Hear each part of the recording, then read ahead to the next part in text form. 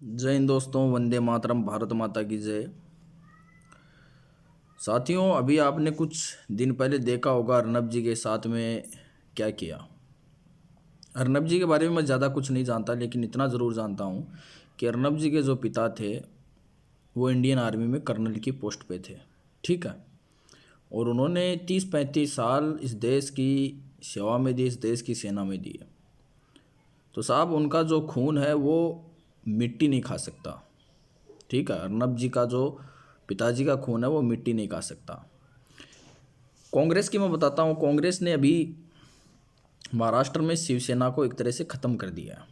Command नहीं है साहब उनके पास में। ठीक है। एक हमारे जो बाला साहब ठाकरे थे, उनकी इतनी धाक थी कि वो राज नहीं करते थे, चुनाव नहीं लड़े उन्होंने, लेकिन इतना पावर था कि महाराष्ट्र के अंदर जो वो चाहते वो होता।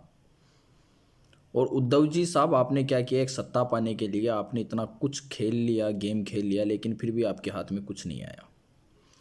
और अर्नब जी का आपने क्या बिगाड़ दिया, इस देश की जनता। और एकमात्र ऐसा चैनल है जो इस देश के हिंदू राष्ट्र के लिए आवाज़ उठाता है। एकमात्र ऐसा चैनल है साहब, और जो गलत के लिए आवाज़ उठाता है। ड्रग माफियों के लिए उन्होंने आवाज़ उठाई। बॉलीवुड में जो धंधा चल रहा है, सबको पता है बॉलीवुड में क्या चलता है क्या नहीं चलता। सब लोगों को पता है इस मामले का कि बॉलीवुड में ड्रग्स किस तरह से सप्लाई होती है, सबको पता है। मेरे पास कोई प्रूफ नहीं है ना, मैं सब गारंटी के साथ कह रहा हूँ, बोल रहा हूँ कि बॉलीवुड में ड्रग्स चलता ही है और ये बंदे ड्रग्स लेते हैं। लेकिन सुशांत मामले के बाद में हम लोगों को लगा कि हाँ, रियल में होता है ये थोड़ा बहुत। बाकी अदरवाइज़ सबको पता है कि किस तरीके से क्या होता है। कुछ वीडियोस भी आई हैं, जो बड़ी बड़ी बॉलीवुड सेलिब्रिटी हैं उनके घर के बाहर जो ये दलाल होते हैं ये ड्रग्स बेचते हुए पाए गए हैं। उनके लिए उन्होंने आवाज़ उठाई। तो साहब, आपको पता है ना, जो पैसा है वो ऊपर तक खिलाया जाता है। ऐसे आप है ना, एक मैं बता रहा हूँ ना, अगर ऐसे ड्रग्स सप्लाई कर सकते हो तो आप साहब एक दारू का काम, शराब का काम करके देख लीजिए। आप एक स्टेट से दूसरी स्टेट में शराब ले जा के देख लीजिए, आपको पता चल जाएगा। 1 मिनट आपकी गाड़ी नहीं निकलने दी जाएगी। तो ड्रग्स तो कितनी बड़ी चीज़ होती है, जो विदेशों से, फॉरेन से आके बॉर्डर क्रॉस करती है, इस देश में जाती है और उस स्टेट में बिकती है। बड़ी बड़ी सेलिब्रिटी, जो पॉलिटिक्स, सबके पास जाता है ये। तो पैसा साहब हर जगह इनको बढ़ता है, खिलता है।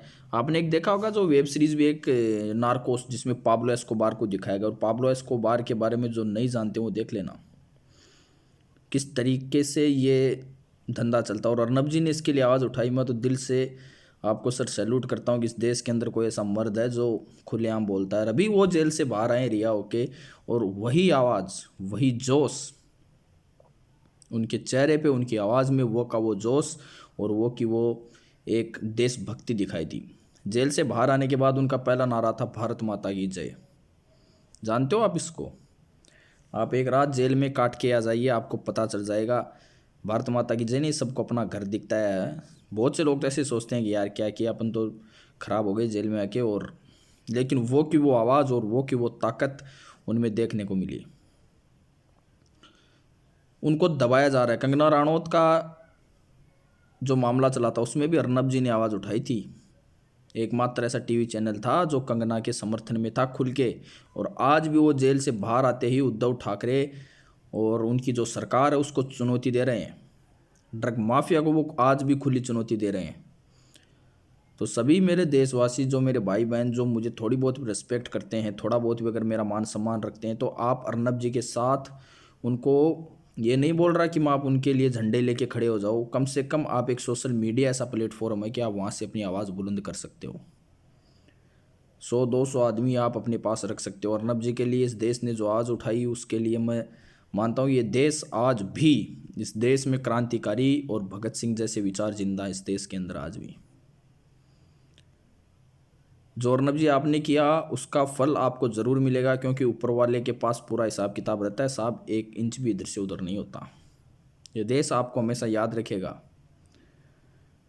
कुछ काम ऐसे करो कि जिससे आपको आपका परिवार याद नहीं रखे, ये दुनिया याद रखे, आपका जो समाज याद रखे, आपकी सोसाइटी याद रखे। कुछ ऐसा काम करके जाओ कि एक परिवार से निकल के इस देश में नाम रोशन करो, ताकि आपका नाम की जो महक है, जो खुशबू है, इस विश्व के अंदर आपकी खुशबू और महक उड़े। तलवे चाटने से साहब कभी आप आगे नहीं बढ़ सकते। अगर आपको आगे बढ़ना है, सच की आवाज़ उठानी है, तो साहब दिल खोल के लड़िए और लड़ना सीखो। जो लड़ते हैं वो इतिहास लिखते हैं। जय हिंद, वंदे मातरम साथियों।